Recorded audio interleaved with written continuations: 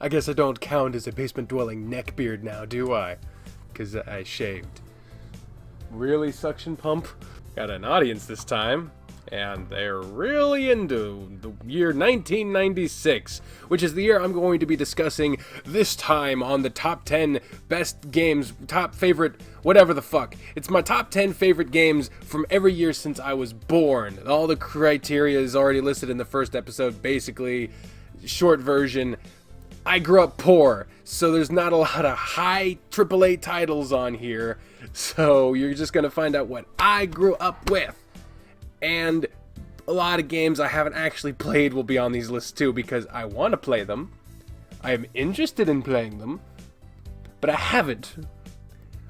But eventually I will, hopefully, maybe. We'll see. And starting off with number 9, because let's just go right into this shit, we have Tonka Construction for the PC. I love this game. I'm not even gonna fucking pretend. This game was the shit. I especially loved this mini game where you build, you get to spin your shits around. You're building a skyscraper. It's fucking awesome. There are other modes where you're like dealing with, what are they? You fucking, yeah, it's a YouTube video, whatever. There's the beginning of that. There's yeah, these are the different ones. You dig a pond, survey area. Oh, these, oh man, I fucking love these. You're building different, like, you're building different shit. This is like a factory. You actually demolish the factory. Oh, we're gonna blow it up. Oh, we're gonna blow it up. Fuck yeah. Blow that shit. Oh, wait, we gotta click on it. Well, they gotta click on it, because we aren't playing, we're watching the shit. But look at that! You playing a game as a kid where you get to blow up a fucking factory! This is where my, like, yearning to destroy industry comes from. This game made me a communist. Good on you, Tonka. But yeah, there's like clearing snow and mining shit. Like, it's fucking simple. Yeah, it's a simple game. It's got simple animations, you know, MS Paint style. But you know what? I'm fine with that. I want to make sure the sound's actually off. Yeah, the sound's off. Okay, good. I wanted to make sure you weren't hearing these cringy. Oh my god. Oh, that horse could have just killed that man.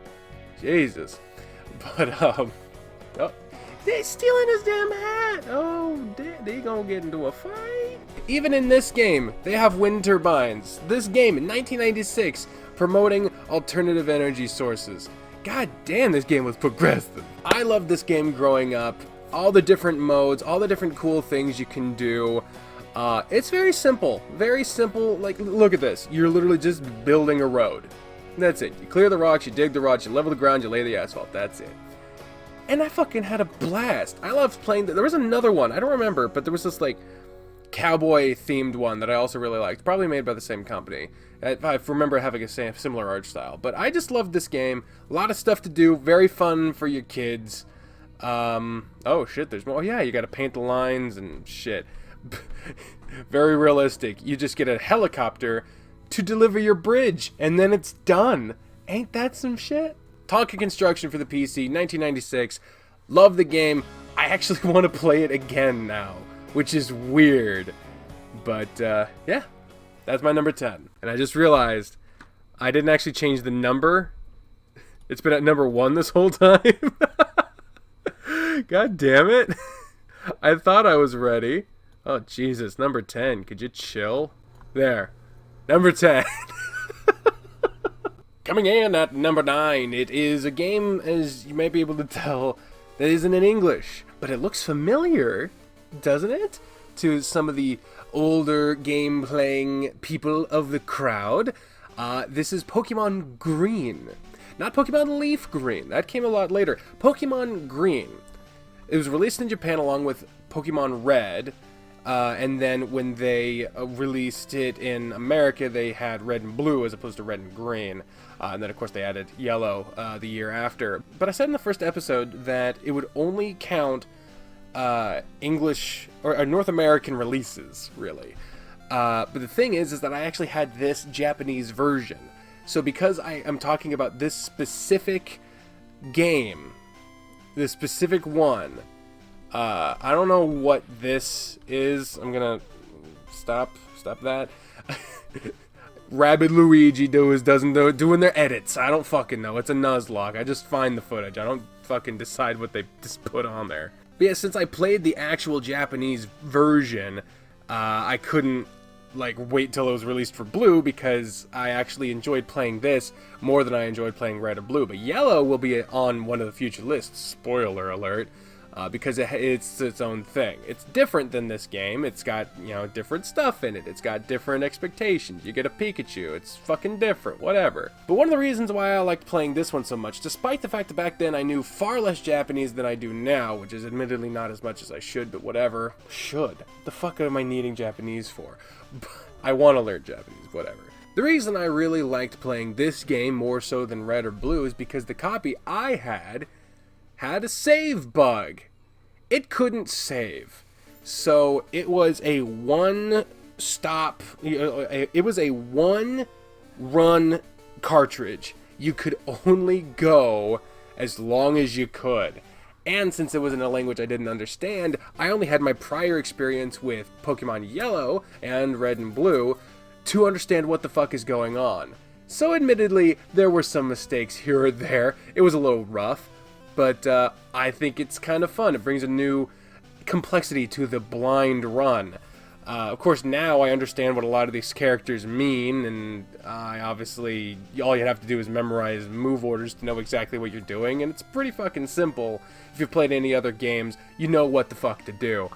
But at the time, it was really a challenge. I wanted to see how far I could get. The farthest I ever got was post Brock's Gym, Pewter City. Not very fucking far in the game, but that gets you out of Pallet Town, through Viridian, through Pewter, through the Viridian Forest, obviously, as well as the town. As soon as I would get past Pewter, I always had some shit I had to do, so yeah, for the save feature, for the language barrier, and because I always liked Japanese stuff, so it was kind of like a novelty thing, I really enjoyed playing my defective copy of Pokemon Green. So there you go. That's my number 9. My actual number 9.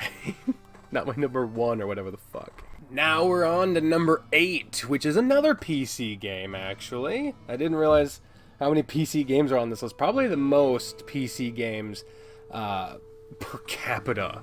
I don't know what the fuck that means. Per capita. I don't speak Latin. The most concentration of PC games per list probably is this one, because back in the day, I didn't play that many consoles, so the games I actually played or wanted to play were on PC, probably.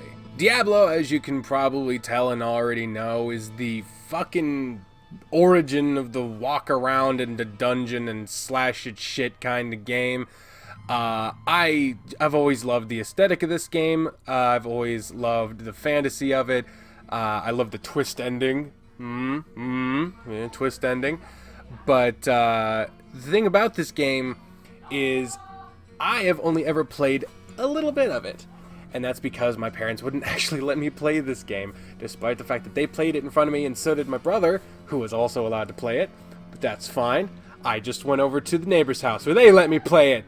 Ha! I never got as far. Obviously, you can't get too far in a game when you're only playing it on someone else's PC.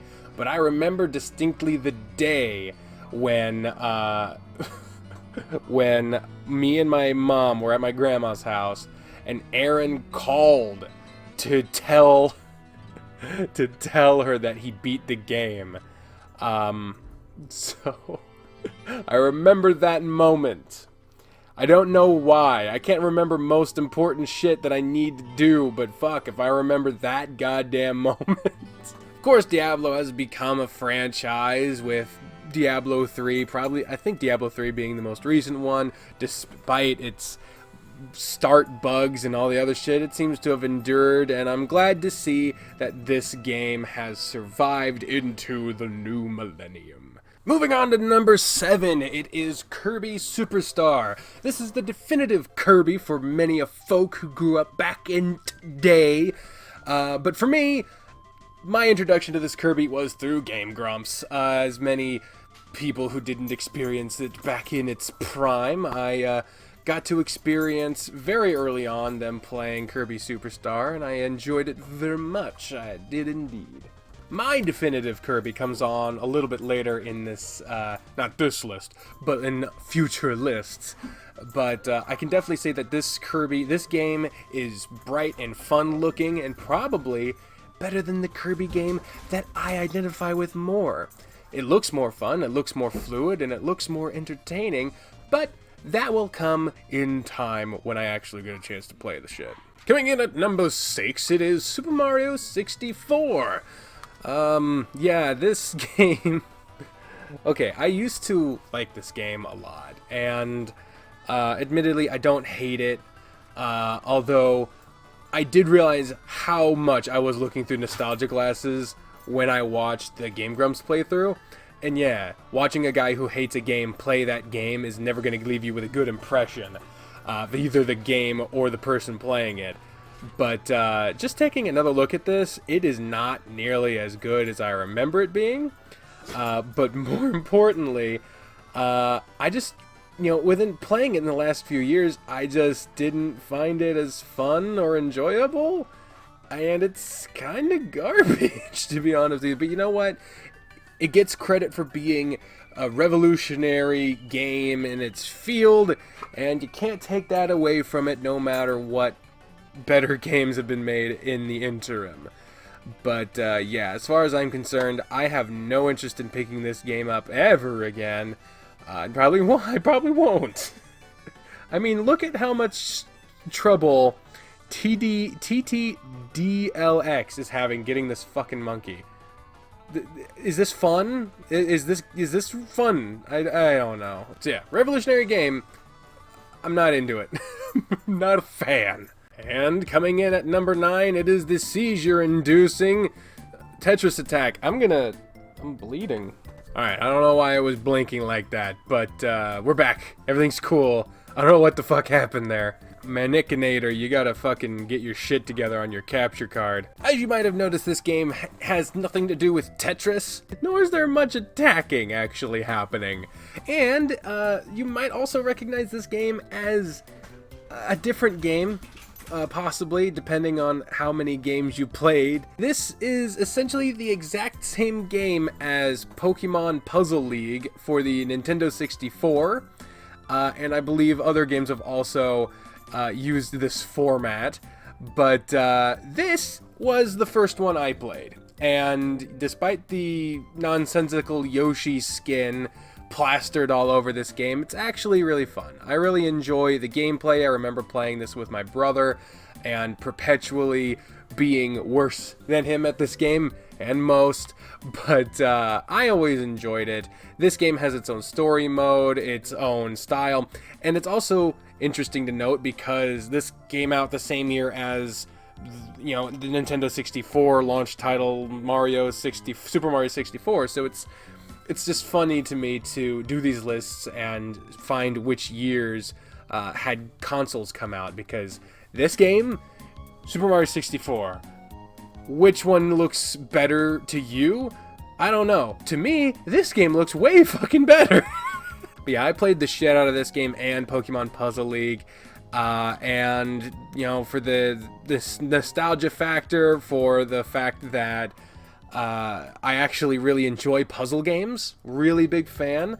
Also a big fan of Tetris by itself, but I never really played that on a console primarily. It was on like TetrisFriends.com, and that does not count in these lists. But yeah, for all those reasons and more, my number 5 is the lovely, the fun as fuck, the ever entertaining Tetris Attack for Super Nintendo.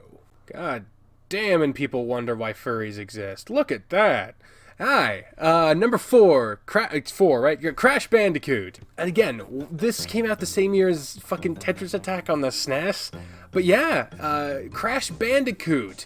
One of PlayStation's main fucking mascots back in the day, and making a brief resurgence. But of course, I think the idea of fucking mascots for consoles has gone a little by the wayside for everyone except Nintendo. Confession again, I never had a PlayStation 1. We didn't get a PlayStation until the PS2, and by that point there was a lot of other shit that came out, so I have never played this game. But goddamn, does it look fun. I really enjoy watching people play it. I like the Crash Bandicoot style and the gameplay, and it looks really fun. It looks really entertaining, and the way I'm organizing these lists is based off of interest. Am I interested in playing them again or at all? I'm very interested in playing this game, so absolutely does this count and deserve to be at number 4. I can't really say much other than that. I obviously haven't played the shit, so all I can say is I'm very interested in playing it, and I can understand that a lot of people like it. Cool. Oh my. Looks like they're having fun.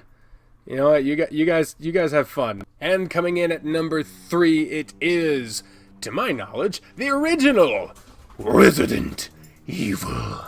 I don't fucking know. I have always wanted to play the Resident Evil games, the Silent Hill games, Fatal Frame, the fucking classic scary games.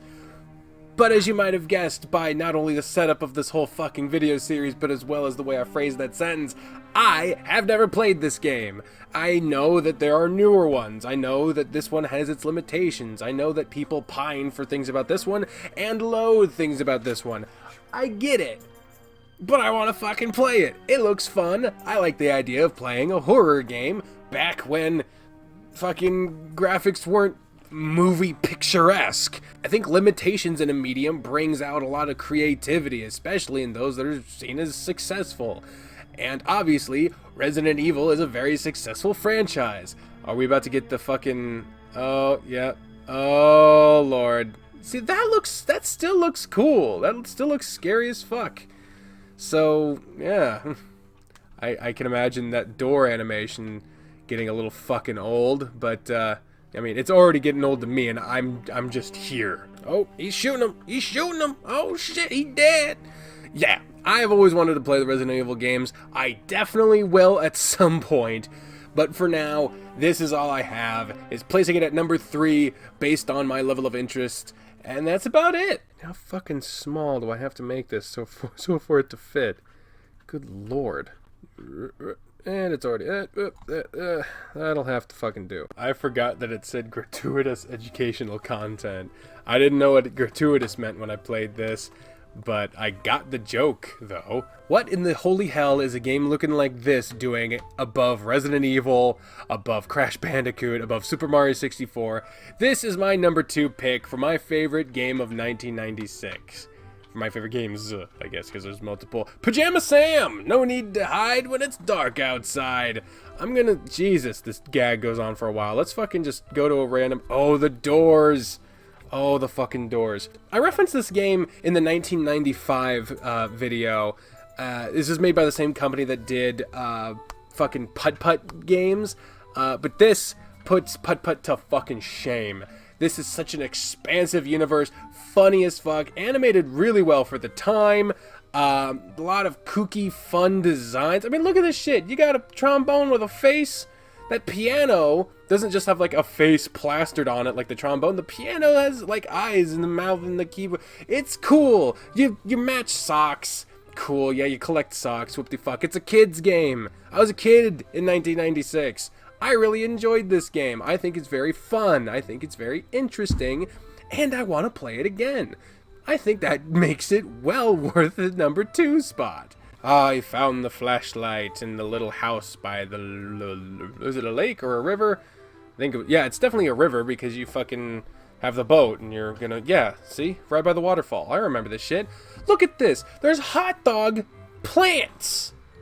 Wouldn't you love if you could go outside and pick a hot dog and then it's just there and it's done already with condiments on it? It would wreck the fucking food industry if you could do that, but yeah... This is just a very fucking cool designed game. Very interesting. There's a lot of colors. Literally, there are colors. There's a paintbrush. Oh god, not the fucking gag with the gratuitous educational content. But it is educational. I mean, this is how I learned that wood floats.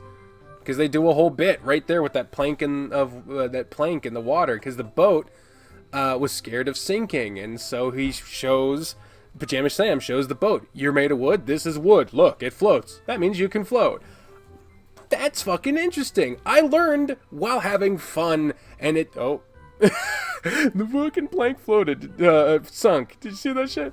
But you know what? I enjoyed it. I enjoyed this game. Look, burger and fries, just hanging out. The economy is wrecked. What is with 1996 games and trying to destroy industry? I don't know, but I love it. The point is, I really loved this game. I learned a lot. I was entertained greatly. Look at this silly shit. Stumbling around with a goddamn tree trunk on his head. You have to do this in order to get past trees that are sentient and racist, actually. Racist trees that don't want to deal with any... Look at these fucking snobbish motherfuckers.